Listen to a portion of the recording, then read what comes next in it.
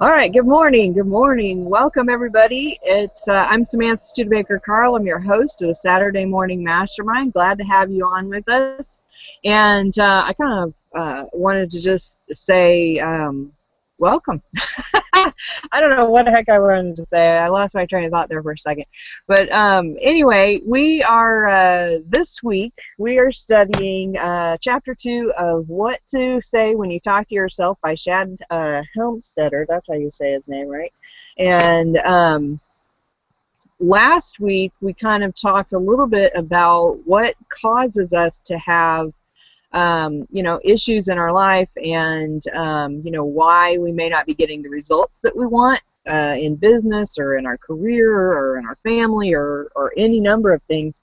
And this week we're going to talk a little bit about self-help books. I think I titled the event, let's see, what did I say that it was, Why Self-Help Books Don't Work and What to Do About It.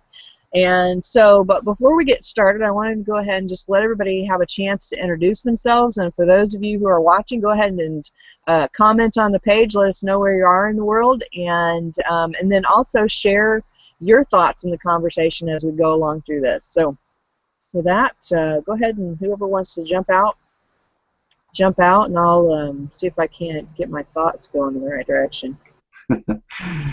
Yeah, I'll jump out. Good morning, everyone. I'm Dan Smith, live in Boise, Idaho. Got a beautiful, beautiful morning here this morning going, and it's going to be a lovely day. So glad everybody's here, and look forward to the discussion.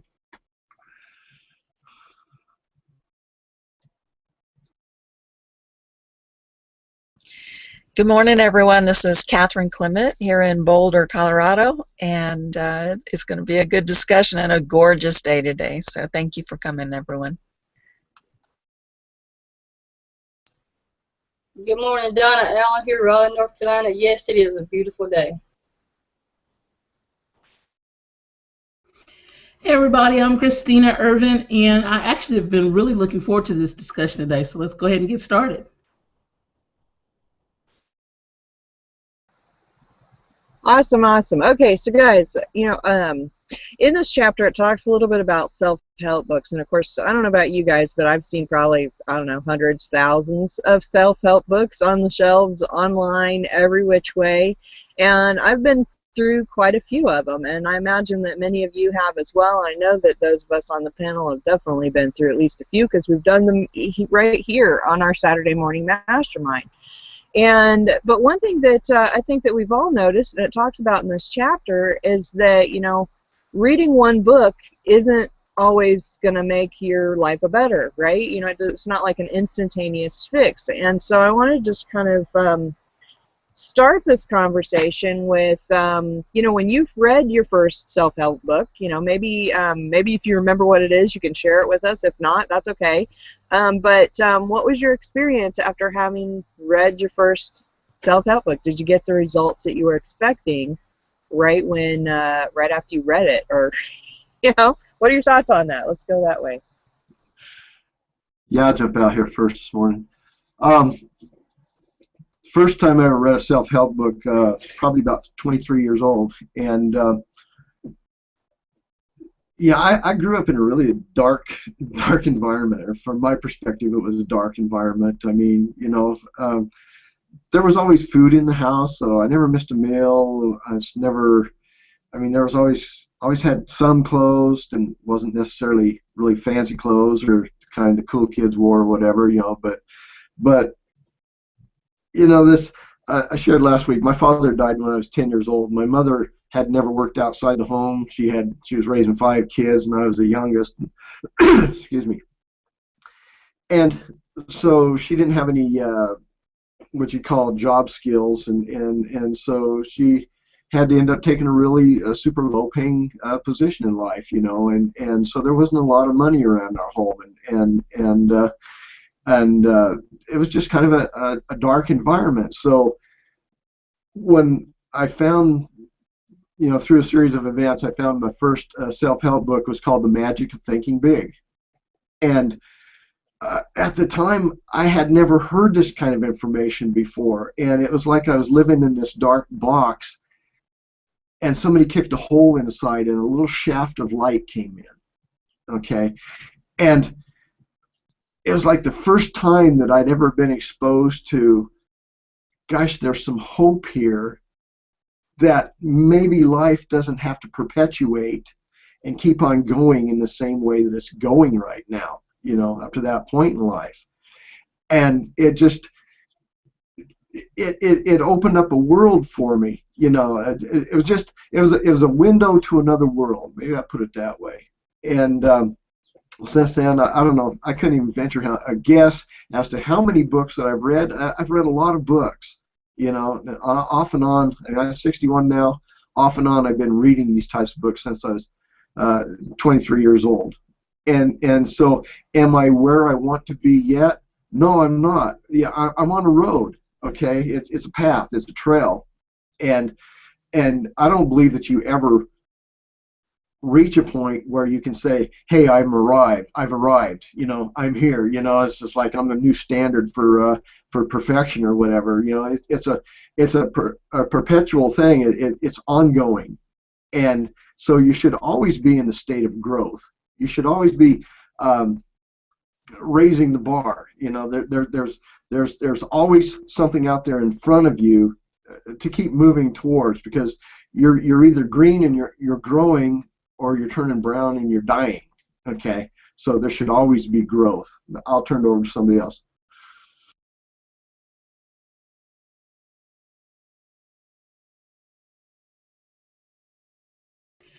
Yeah, I think when the first self-help books that I was looking at, literally, they do a little bit to motivate or whatever, but I personally find it more beneficial to have some supplemental support, like a little group or something like that to go along the book with it, and actually have exercises and actions to take. Like, I prefer the self-help books that provide you with actions so that you can implement each chapter as you go. That kind of helps you get it in you, because until it becomes habit, until it becomes natural, second nature to you, literally you're just reading something that for the moment feels good, but it's the application of that help that's the most important thing.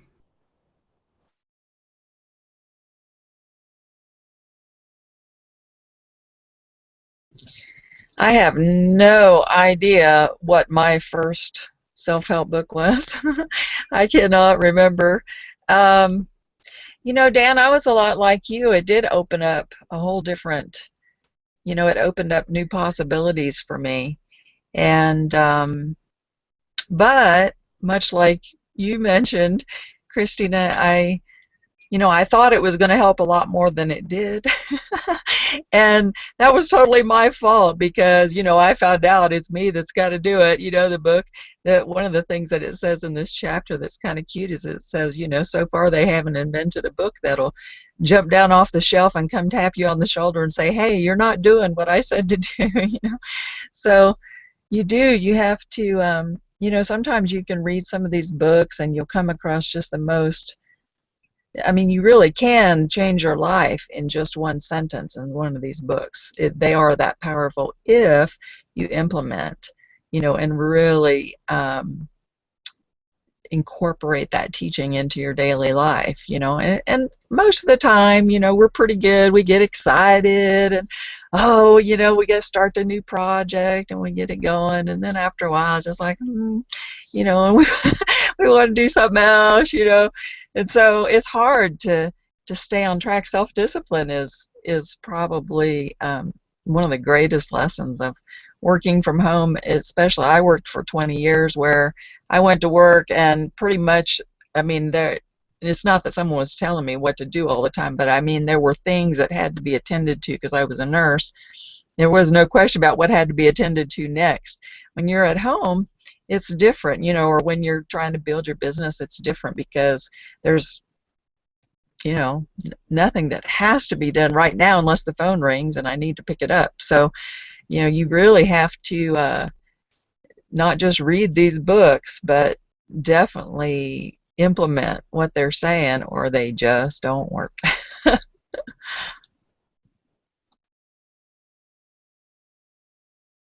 And I don't know about you all, but I find that I find it more powerful to sort of have partners or a group to go through it with, just because there's a different perception from people who have come from different walks of life, different experiences.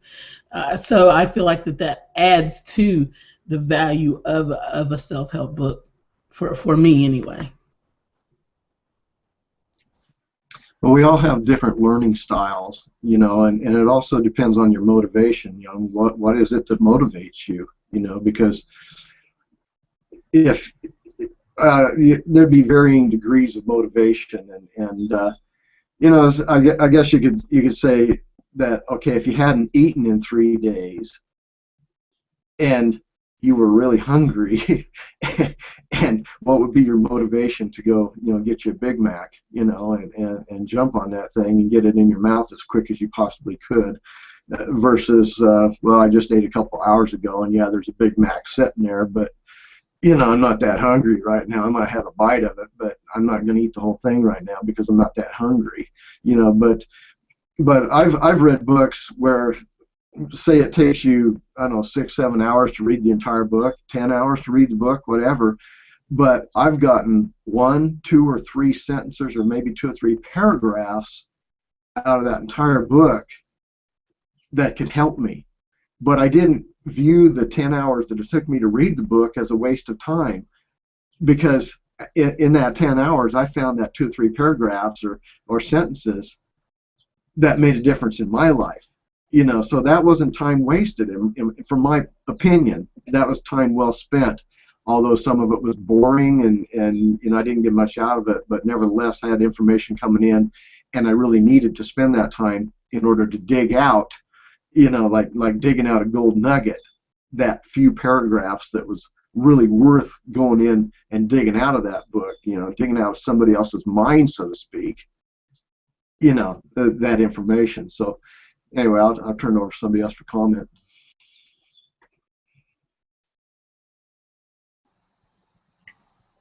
Donna, are you having microphone issues? Did you want to jump out and share your experiences with your first self-help book, or you have tech difficulties?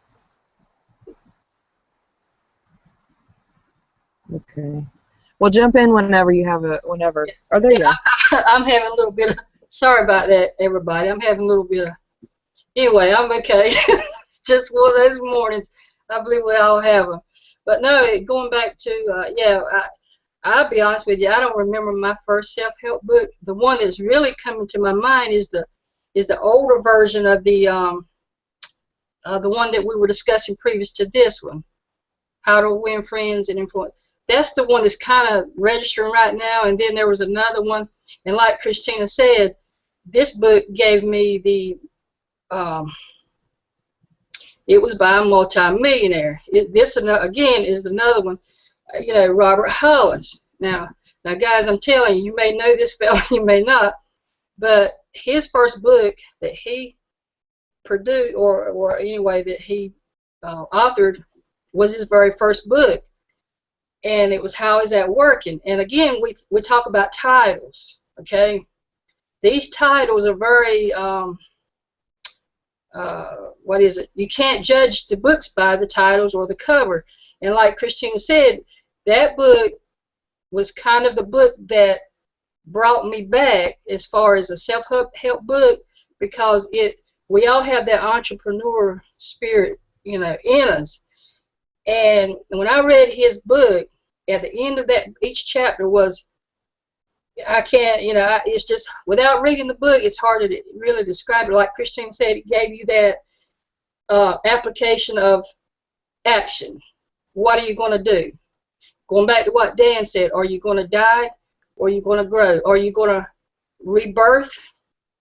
You know, like, I'm not talking about born again Christianity, I'm talking about born again in the mind. So that was kind of like the book that opened it up for me and brought me back into reading. But reading this chapter here, guys, now I'm gonna be quiet a little bit after this, because this book's already shocking my brain a little bit, because I've already found out the one thing that was missing from a lot of the books that we read was the brain. I'm excited about it. I'll turn it over to you all now. Okay. Oh, that's a, I want to kind of talk about that a little bit. Of course, well, before I move forward, I'll share a little bit about, my experience with self-help books. And of course, I don't remember my first self-help book other than, of course, I was raised on the Bible, right? And so, and that, I mean, that's kind of a self-help book in and of itself, or I wouldn't say kind of, I'd say pretty significantly. It teaches a lot of lessons in there and life lessons and whatnot. And even though a lot of the religious stuff that I experienced, when I was young, I don't necessarily agree with anymore, a lot of the lessons still hold true for me. And I'm discovering as I've gotten older that a lot of the self-help books that I've read kind of reinforce a lot of those lessons. But one thing that one of my earlier books was it was more of an entrepreneurial book versus specifically a self-help book, but like what everybody has said on the panel, it opened my mind in such a way that it made me realize there's more to what I thought, there's more, maybe I can accomplish more than what I ever thought was possible. And so it did that opening of the mind. And for me, it was Rich Dad, Poor Dad by Robert Kiyosaki. And like I said, it was more of an entrepreneurial one, but it made a huge shift in my own mindset. But I didn't get rich overnight. It's still not what I would consider rich, And so what's interesting to me with that is that even though you can read these books and you can make some subtle changes here and there, you don't get like a sudden everything has changed. And what I thought was interesting, of course we talked about this from the last chapter, was that one of the main reasons why we don't experience a sudden drastic everything is different is because we have been learning to be who we are for the whole previous parts of our lives, from all of these different things that have happened to us. And of course in this chapter it talks about, one of the things it says was right here, let's see, where am I? And it was like the second or third page here, and it talks about the 148,000 no's that we hear throughout our lives before we even become an adult. And we're told we can't do this and we can't do that, and we shouldn't do this and we shouldn't do that, and we're also told to keep our feet on the ground and keep our heads out of the clouds, and and all these different things that we're told. And so then when you pick up a self-help book and it smashes all of that in the face, then it's like, okay, now we've got to overcome all of this baloney that we've heard before, because now we realize there's more to life than what we thought there was, and make those changes to move forward. And I think each of us has mentioned at some point in time of the whole repetition thing, and the taking action and all of those kinds of things. And one thing that we've been doing up until this point is we've been getting that repetition of all the negative thoughts, of all of the no you can't do it thoughts, or we've got all these people in our lives that are doubting what we can do. Then not only do they doubt themselves, they doubt what you're capable of, and they probably haven't read any of the books that you've read, and they're still reinforcing all of that negativity. So that when you pick up that book and it says, oh, you can make everything, you can make your whole dreams come true, you're sitting there going, I don't know. And that's where this kind of book picks up, because it helps us to really start to recognize those things that are happening in our lives. And that's what I think that most self-help books are all about. It's like you can't expect something to change instantaneously, but what you can do is begin to recognize where you can make changes and then start implementing those. Anybody want to jump out? Yeah, I think another issue with most self-helps is that they are very surface, and literally until people really are willing to do the deep dive exploration and face those tough things, deal with those hard emotions, the self-help, like I said, is only going to help in the moment. It's only going to feel good in the moment. There's not going to be any true change because you didn't go down deep. One thing that I've learned recently in going through another book that I'm going through with another group is if you're not willing to sort of till the grounds and get deep, and then the weeds will never pop out so that you can pluck them, right?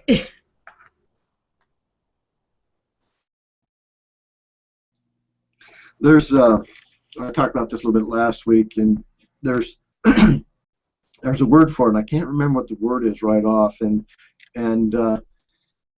but you have programmed within your mind, and it goes deep into the subconscious mind. You have programmed like all these no's that you heard, and no, you can't do that, and who do you think you are? What makes you think that you could even possibly do this crazy, insane thing that you're thinking? You know, this crazy dream. You know, what, like Samantha said, get your head out of the clouds, get your feet on the ground, get real, okay? You know, and so we do get programmed. Everything that we hear is programmed into our minds. Everything that we see, everything we read, and so it comes to a subconscious level, and it's like lodged in your subconscious. And then with your conscious mind, you determine on a goal, a dream, something that you want to do. It's a fantasy, okay? And so you develop the fantasy. Well, gosh, what if I could actually pull this off? And what ends up happening is you have two opposing forces, and you have a positive force and you have a negative force.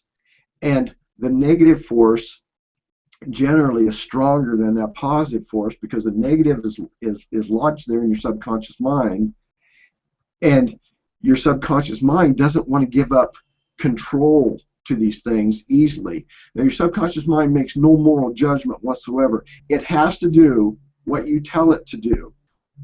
And yet when these ideas are lodged there, and they're so deep and they're so ingrained, that when you have this new theory, this new fantasy that, gosh, maybe I could build this business, and maybe I wouldn't have to go work for somebody else, and maybe I could actually have this life and have these things that I want to have.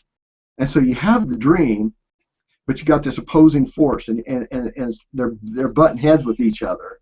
And so it's a matter of reprogramming the way that you see life. And Napoleon Hill writes about it a lot. He calls it like the river of life. And that there's two rivers in your life. One's running this direction, the other one's running the opposing direction. And which side of that river are you on? It's polarity. It's all of life has a. I mean, you've heard the yin and the yang. That's one way of putting it. But all of life, there's a positive force and there's a negative force. There's a force for good. There's a force for evil. There's always two opposing forces that are struggling and fighting for dominance. And so when you have a dream, you've got this lodged, all these no's, this 144,000 no's plus. Okay, and that's just up to the age of 18. That's up until you leave home. You know how much more the programming is everywhere. If I make a statement, you finish this statement in your mind, or finish it out loud to yourself. Winston tastes good like a what? Winston tastes good like a what? You say cigarette should, because that was an ad that it was on television, hadn't been seen on television for over 40 years. But everybody who's a certain age, if I say that phrase, Winston tastes good like a, you're going to finish the sentence, a cigarette should, okay? Because the advertising agencies know that if they can get a message in your mind a certain amount of times in a certain number of hours, that it's lodged there. And I have an example of that about 15 years ago or so, when Taco Bell came out with a commercial for their new product. It was called the Gordita. And I was sick that weekend, and I just feel like crap, and I just sat and watched television for all day Saturday and all day Sunday. And those ads, I'd never seen those ads before Saturday morning.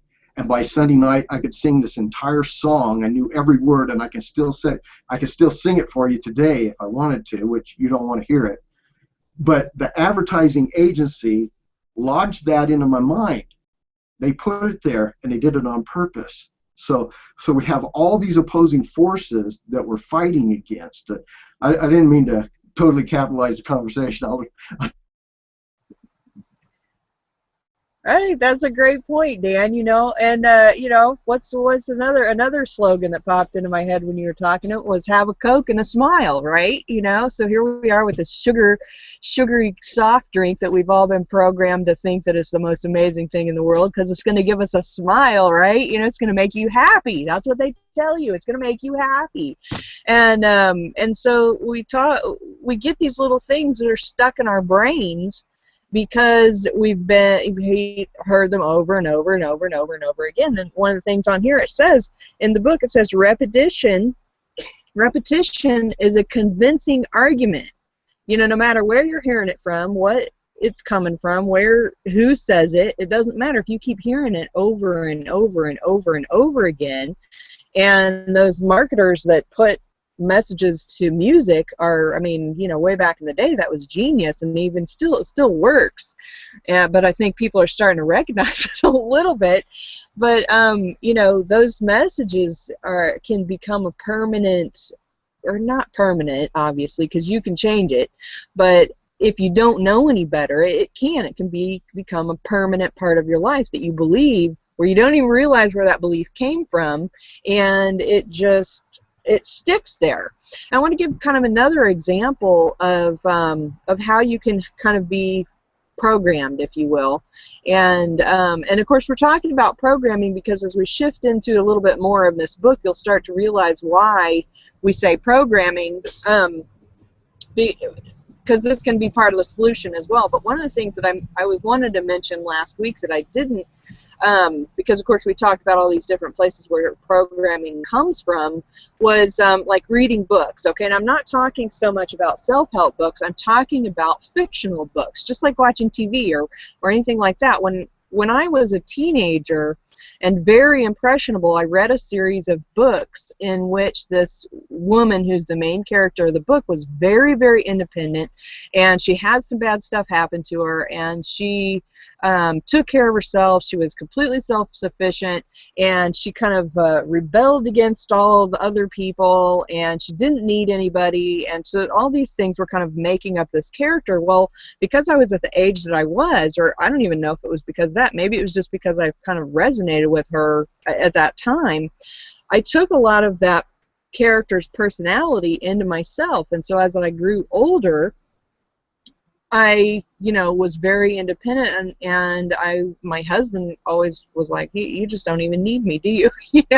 And so he felt that, and for me, I always felt like that was a strong thing, but yet at the same time, I'm not as emotional as other, I don't know, just in general. So it was like it affected my husband, it affected my relationship, and so anyway, I just want to kind of bring that up because it's not just from TV, it's not just from our parents, it can be from anywhere. Just like Dan was saying, it comes from everywhere, in every way, shape, or form. And when you think about how, I think this is why we talk so much, well, not we, but in general, people talk a lot about, you got to be careful what you let your kids watch and read and hear and see and all of these kinds of things. And of course, we don't want to be too overprotective, but yet at the same time, paying attention to what your kids are putting in their brain, because it literally can program them. So, okay, I'm gonna mute out and let you guys talk. I kind of went off there for a while. Can I bounce back on that one real quick, Samantha? That was a good one. You said there about the emotional, our going back to those EQs and IQs and all that good stuff. And as we drink our coffee, the thought process just came in my mind about, I heard many people say, you let your environment be like, don't let it be like the hard-boiled, the egg goes in soft and then it begins hard. It starts beginning to be hard on the inside. And you don't want that when you're out here doing business online or whatever you're doing. You want to be kind of like the coffee.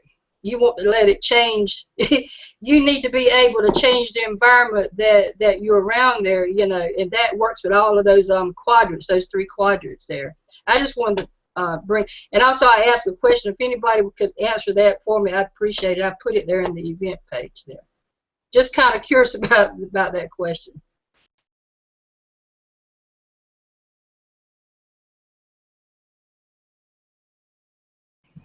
Elaborate on your question just a little bit, Donna. You said, could the sixth sense be our above average? What do you mean by that? Yeah, like we have our five senses, right? We all, you know, the five senses. But have you ever heard of like a sixth sense? Does that make sense? Could that be our above average, our God-given entrepreneur spirit that we are, that we develop that sixth sense? That's what I'm asking. Are you talking about intuition, that type of thing? Yeah, I personally believe in that. Without really getting, I mean, I know you all know that I'm a Christian, and I try not to pound that down anybody's throat or anything like that. But, Samantha, you mentioned early on that you read the Bible. I grew up going to church, but I absolutely hated. I mean, I detested going to church. I hated it, absolutely. I mean, I can't emphasize that more. They drugged me there. I went kicking and screaming. I didn't want to be there. I hated every moment that I was there. Detested it, okay?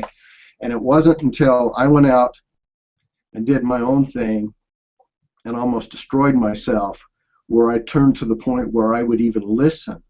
And I know that there's different elements of the Bible, and most people will only hear the thou shalt nots, okay? And it's like, okay, you're just trying to rob me of this good time and tell me I can't go have all this fun that I want to have. And that's certainly, we're all human beings. We're Christians, okay, but we're human beings. And I'll be really frank with you, there's a lot of idiots that are Christians, in my humble opinion, okay? And they know just enough to be dangerous. And there's a learning process that you have to go through there. But there are other uses for the Bible, okay?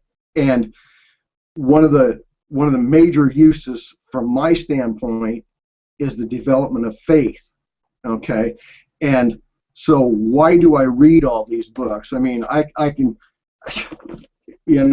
I got hundreds of them. I've read, I couldn't even tell you how many books that I've read. Because I've been seeking. I've been seeking information. I've been seeking knowledge. I've been seeking something that I'm trying to put my hand on, okay, that I can get a hold of. And so one of the uses, from my personal standpoint, for the Bible is that it teaches faith, okay? And so how do you arrive at this thing called faith? And what is faith? It's certainly, you can't see it. You can't hold it in your hands. You can't wrap your arms around it. You can't paint it green and hang it on a barn. How do you arrive at faith and what it is? What is faith? Okay? What is the faith that's going to take for us to turn the tide, for us to go from where we are to where we want to be, and what is it in the interim there? If you could lay down tracks and put a train car on it, what is it going to be to get you from point A to point B, from where you're at to where you want to go? It's something called faith. And faith is the substance or the assurance of things hoped for, the evidence of things not seen. You can't see it, okay? But you can see it in your imagination. You can see it in your mind. You have eyes in your head that give you sight, but you can close your eyes to where that's not interfering with your real world. The sight from your eyes, you can close them and you can see this life that you can live. And how do you develop faith to get from where you are to where you're going? That's what this book talks about. It's not written from a scriptural standpoint. See, I've read hundreds and hundreds of these books, but I've also studied the scriptures now for over 35 years. And I don't judge the scriptures by these books. I judge these books by what I read in the scriptures. And there's a huge difference there because I'm developing faith, okay? Faith in things that are unseen. So how do you go? I mean, really, that's the whole point. Let me find this real quick and I'll read. You become what you think about most. Your success or failure in anything, large or small, would depend on your programming. What you accept from others and what you say when you talk to yourself. It is no longer a success theory. It is a simple but powerful fact. Neither luck nor desire has the slightest thing to do with it. It makes no difference what we believe or not, or whether we believe it or not. The brain simply believes what you tell it most, and what you tell it about you will create, excuse me, let me start that again. The brain simply believes what you tell it most, and what you tell it about you, it will create. It has no choice. So your subconscious mind makes no moral judgment. None. It has no choice. It has to do what you tell it to do. So learning how to phrase your phraseologies, the sentences, the things that you say, learning how to phrase them correctly, how to build within your own mind an image that you want to move towards, and then working towards that, taking action a little bit every day and moving towards that and building something that you can only see in your mind. That's what I've read hundreds of these books, and I've read it from a non-biblical point of view and from a biblical point of view, and looking at it from every direction that you can. And that last sentence that I just read there sums it all up. What you tell your subconscious mind it has to do, but it won't do it willingly. It has to be brought into subjection. It has to be brought under your authority. And that's creating faith. That's what faith is, and that's intuition. That's creating the intuition. I'm not even sure I can phrase it right. How can I take something, these concepts out of my mind and put them into words and make you understand what I'm talking about? But I think that's what you're maybe talking about, Donna. But I could be wrong. But that's my standpoint. So I'll shut up. Well, basically, basically, the question would be, going back to business. Every business is not a fit for everybody. Everybody has a belief system, just like with Christianity. You got all these Christianities, theologians, and all this. All of it can't be. Can all of it be right? You're asking questions. It's getting back to the book, asking questions. You're constantly in a question mode to yourself. So therefore, the battle is not with your coworker or your business partner. The battle comes with bringing that balance. That balance. Like I said, going back to the coffee, I would much rather be a coffee leader. Now think about the coffee. What does the coffee do? What does the coffee do to the environment? It tastes good, right? All of us can kind of come to a common ground on coffee. But so every business and everything, that's what I was kind of referring to, the sixth sense of developing our overall being, because we all got five senses, right? I mean, this is just a question that's been in my mind for a long time. Do we have that sixth sense to develop that entrepreneur spirit within us to help someone, come alongside of us and say, hey, you can have a better financial future. You don't have to be, $500, $1,000, $100. People are struggling out here. They're coming to, just like, for instance, let me say this real quick, and I'm going to get off of here. Around us on our jobs, and, some of us that has jobs there, we hear this a lot. I'm sure, Christina, you probably hear it. You go there and you're feeling good, and you want, but you got to have that balance going to your job, because you don't want to cross over those boundaries. Does that make sense? You don't want, Christina, maybe you or anybody that's working a job, you want to keep that balance there. I think you know where I'm going with this. Kind of help me out with that one, and I'll leave on. Yeah, I think maybe what you're saying is that you've read your books, you're going in and you're strong, you feel good, you feel strong, you feel healthy, you feel encouraged, you feel empowered. You go into the work environment where everybody has such a negative energy, and management is bringing down more changes that are bringing people down even further, and all of a sudden all that energy and excitement and hope that you have is dissipated, and now you're down in that muck with everybody else. Is that what you're talking about? Yeah, basically, and then you have to go back inside of yourself and pull that back up and say, that's not that I'm better, that's just I'm a little bit above average, that even if this job, if it crashes, it falls apart, I can show you a better way, but there you go, you got to have that balance, is what I'm saying. I'm going to tell you, I'm going to tell you about a guy who his name is Jack Dory. He's an Amway, and I first met Jack back in the mid 70s. Okay, and Jack grew up in the orchards. His parents were fruit pickers, and so they just traveled around. They didn't have a house to live in. They would travel from one state to another, and they picked fruit. So he grew up really hard-knuckled and was in a lot of fights and did some real heavy drinking and was kind of a rough character, okay? But he got involved with the Amway business back then in the early 70s.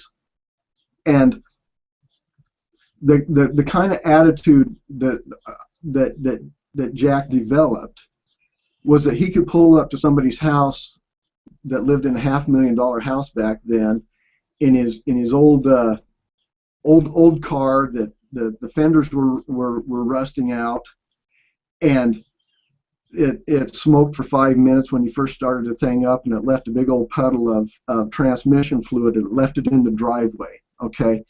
And he could go into this person's $500,000 house and go in there and show him the Amway plan, and in his mind he was thinking, I got something better than what you got, even though Jack wasn't at that point yet. He didn't have the success to point to. He didn't have the money. He didn't have the nice car at that time. He didn't, he had just come out of the orchards, okay? But he could go into this person's house that was making 100 times more money than what he made a month, and sit down and show him the Amway business plan and look him in the eye and say, I got something better than what you got. And I believe that's the kind of attitude that you have to develop about yourself, Donna, that hey, I don't have it yet in the physical sense, but I can see it in here, okay? And I've got something that's fantastic that I can share with you, that your life can be better. Does that make sense? It's attitude. It's who you are on the inside. It's not what you've got that you can stick your hands on. You don't have it yet. It makes total sense what you're saying, Dan. And basically, what you're getting down to is really understanding what value you have and what you bring to the table. Who are you? What do you got on the inside? And so, one of the things that I'm experiencing now personally is understanding, as I'm going through another book that I'm doing right now and another course that I'm doing right now, is really understanding my personal value. See, when I understand my self-worth and what I bring to the table, when I understand that most of the world, most of what we're operating with, we're taught to operate with, it perpetuates unknowingly, is to operate off of the doubt, guilt, the shame, the worry, and to allow the critic and the judge and the perfectionist in our head to do all the talking. See, all of that comes out and it starts to control you. But when you have an understanding, when you've done the work down deep and uncovered all of those weeds and plucked those weeds and really understand what your value is, what your skill is, and what you bring to the table, you're completely inoculated against it. So to go back to what Donna was saying a minute ago, yeah, I have those times because I am still going to corporate America every day, and I'm like, whoa, this is going to be a good day, and I get in there, and then upper management has made some stupid decision about something and that adversely affects me, and now I'm sitting in my desk, and I have that feeling of, good Lord, one more thing, one more challenge, one more roadblock that I've got to deal with. How do I deal with this? And I immediately, I'm like, oh no, baby, pause on that, because I got too much to bring to the table. So while this company may not be appreciating what I have to offer, while this company may not appreciate what all I'm worth, while this company is absolutely wasting the money and the opportunity to leverage what I bring to the table, it doesn't matter, because I've already put something in place over here to what Donna was saying, that I can absolutely give back and I can be a servant and I can leverage all of my skills and I can leverage my worth. So the problem for me with most self-help is that it doesn't make you go deep enough and it doesn't help you identify your value. You see, because most people are born and they come up in families and they go out in society that does not prop up and celebrate their value. So how do we say then, go find what you're worth, when they don't even have a roadmap to do that? And I think that's the key.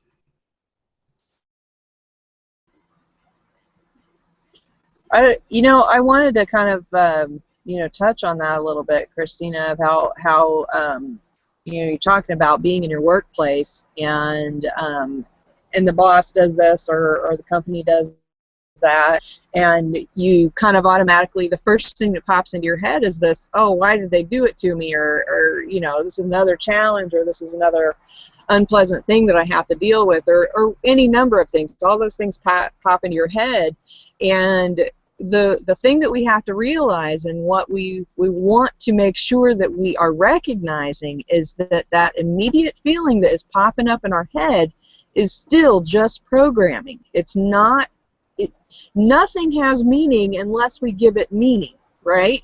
So regardless of what the company's doing or your coworker is doing, your supervisor's doing, your spouse, your family, whatever they're doing, it's irrelevant unless you believe something about it.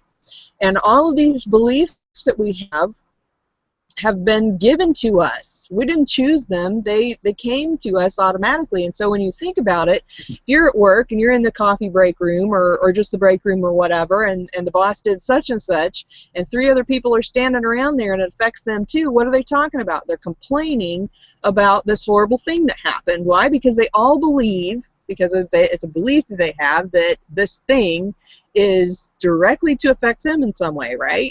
So when you have all that reinforcement of all these other people at work who are kind of stuck in that programming, thinking that the whole world's out to get them and that the company doesn't want them to get forward, all of those things, that helps to reprogramming that you're trying to overcome as well. And so when you can recognize that, that's the first step to anything, is recognizing where those things come from and taking action, like what you were saying, Christina, is saying, no, I'm not going to accept this belief. Just like what Dan was talking about is having faith, right?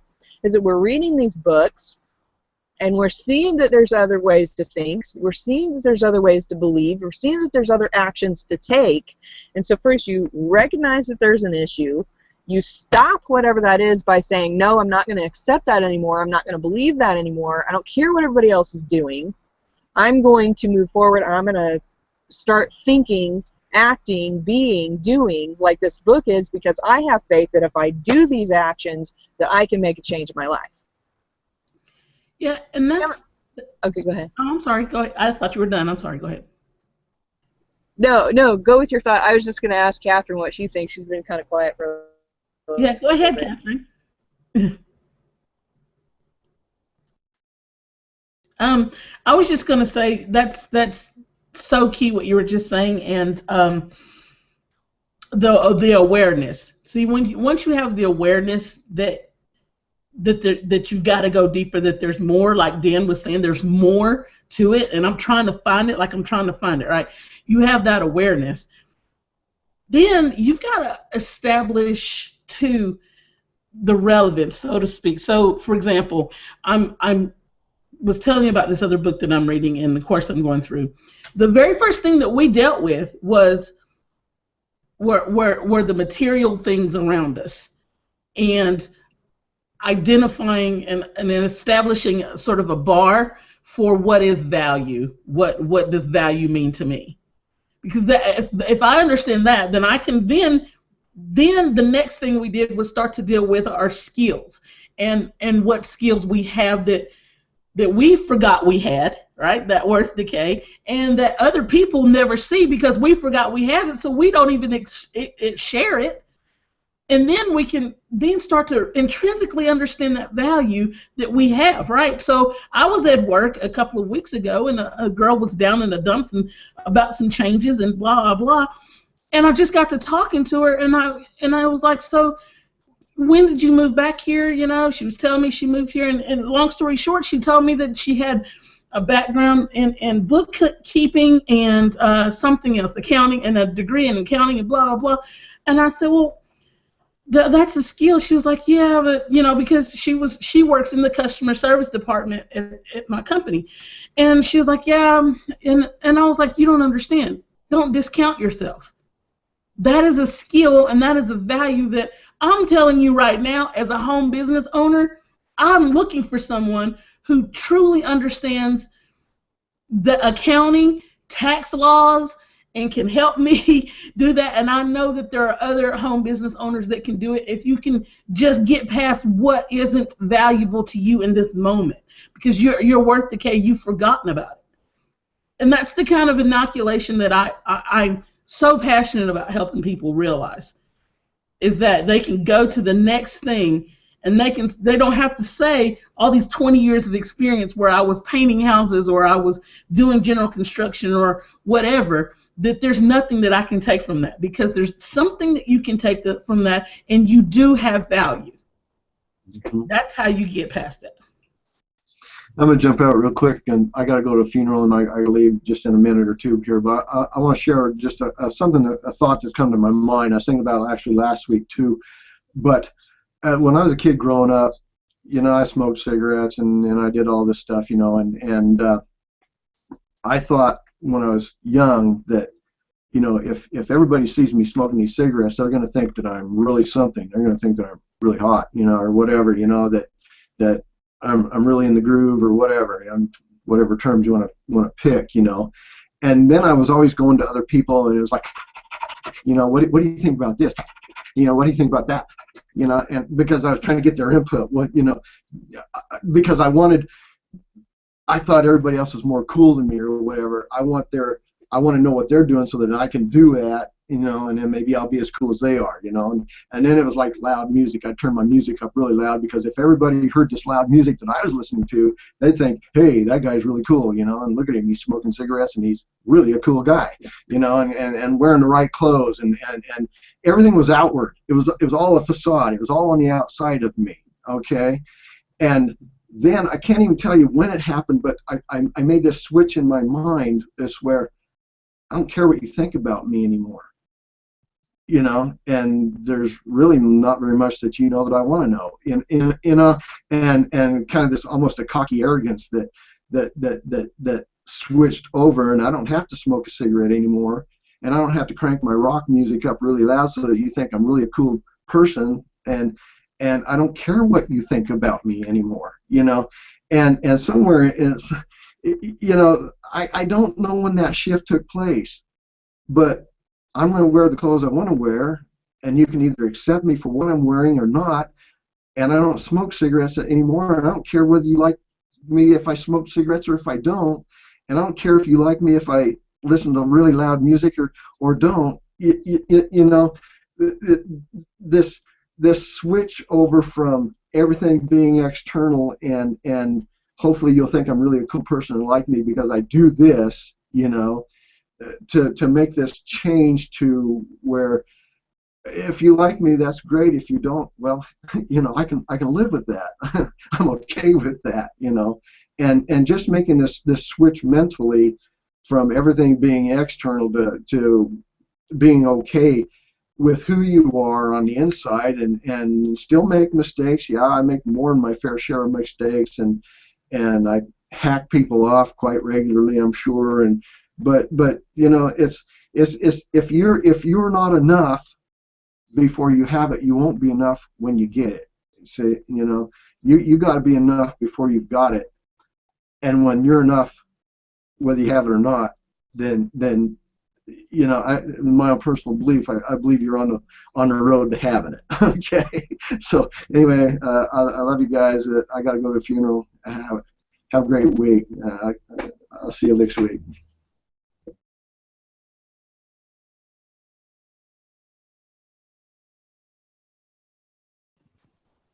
Much love, Dan, to you and your loved ones on that, and we're sorry for your loss. This is why groups like this are so important, because self-help books, they're good. They're good. They can bring out things, they can change your life, but when you get with groups like this where you're talking about things, or I've been in other groups, the 30-day mental cleanse groups like that, free groups that you can get into and mastermind with people, and they do chapter by chapter, and you write a piece about it, so you really get to dig up that deep stuff and explore those things a little bit. And when you just read a book and put it on the shelf, none of that happens. Now, if you're really motivated, then you'll read a book by yourself and then maybe write a paper about each chapter or something, but it just makes it so much, you get so many different points of view when you're in a group like this, and things will come up that you just didn't glean out of it for whatever reason. You just didn't catch that out of it, but once you hear it, it's like, oh wow, or you hear the effect that chapter had on somebody else's life, and it just it touches you in a way that just reading the chapter yourself didn't touch you. And one of the reasons I think that self-help books don't work too is because we don't get our whys right. A lot of people, there's nothing wrong with wanting better things for yourself. If you've come from a poor background or whatnot, you're trying to better your life a little bit, there's nothing wrong with that.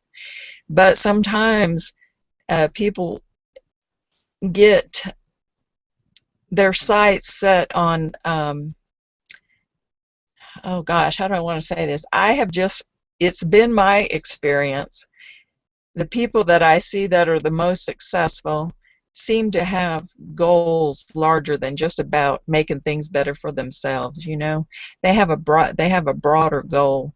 They want to help a lot of people, or they want to help change the world, or you know what I mean. It's not just about getting that next brand new car for themselves or something. Not that they don't have fun along the way, but I think it's Viktor Frankl, I think is the name. I'm sorry if I'm going to totally butcher this, but says if your why is right, you can survive anything. And he was actually in Auschwitz and some other prisoner camps. And sometimes we say, oh well, this book doesn't work because all of a sudden all of our problems aren't gone. I can tell you now, it doesn't matter how much money you make or how much success you find, the problems just change, and in fact they get bigger sometimes.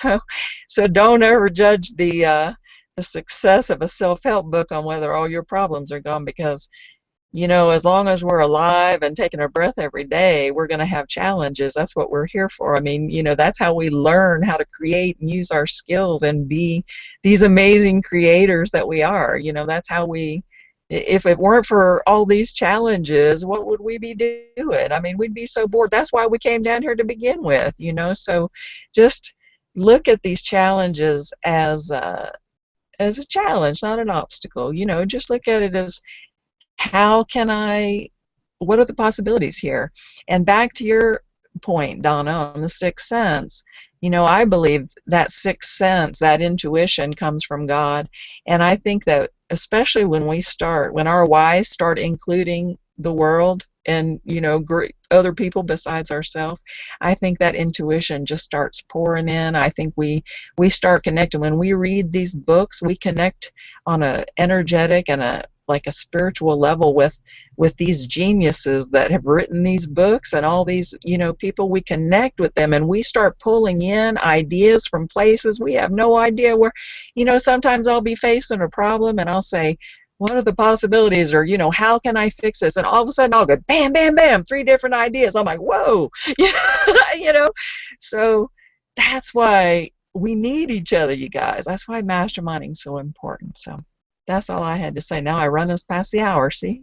Have a great week, everybody. Thank you for coming. That's okay, Catherine. I appreciate everything that you add to our conversation, and I just love what you just said, and I think that's a perfect way to kind of wrap it up today. But before we do, Christina or Donna, do you have any final thoughts before we end for today? No, I think that this has been one of those very powerful, deep, powerful, sort of emotional kind of hangouts. I think it's all been said. Great ending there, Catherine. Yeah, I can't add to that or take away because she's perfectly. That's they're going back to what we said. The value of these people spending their time and giving their talents to write these books, and then we coming together here and discussing it. That's value to me. Like I said, it's awesome. Good point. Good point, Catherine. I'm sorry. Good point. Good.